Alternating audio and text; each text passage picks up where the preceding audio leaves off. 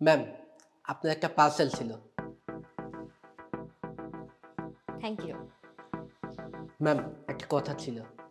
জি বলেন। ম্যাম, আমি এই মাসে বাসা ভাড়া দিতে পারিনি। আমার কিছু টাকা শর্ট আছে। ম্যাম, আমাকে যদি কিছু টাকা দিয়ে সহযোগিতা করতেন, আমার খুব ভালো হতো। কত টাকা? ম্যাম, আমার ৩,০০০ টাকার দরকার ছিল। আচ্ছা দাঁড়ান, আমি আসছি।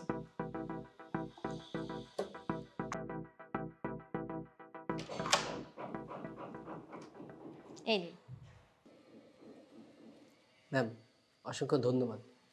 আর ম্যাম, আমি এই মাসেই টাকাটা আপনাকে দিয়ে দিব। ঠিক আছে।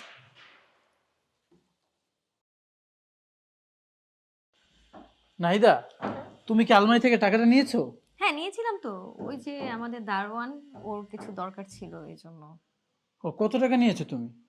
৩,০০০ টাকা। আসলে আমি না গুনে দেখিনি। ওখানে 3,000 টাকা ছিল না, ওখানে 5,000 টাকা ছিল। তুমি ওকে 5,000 টাকাই দিয়েছো, তুমি টাকা গুনে দিবে না? আসলে তোমার দিন দিন কমন সেন্সের তো অভাব কেন হচ্ছে আমি বুঝতে পারছি না। তুমি একটা টাকা ছিল এক জায়গায়, তুমি না গুনে টাকাটা দিয়ে দিয়েছো।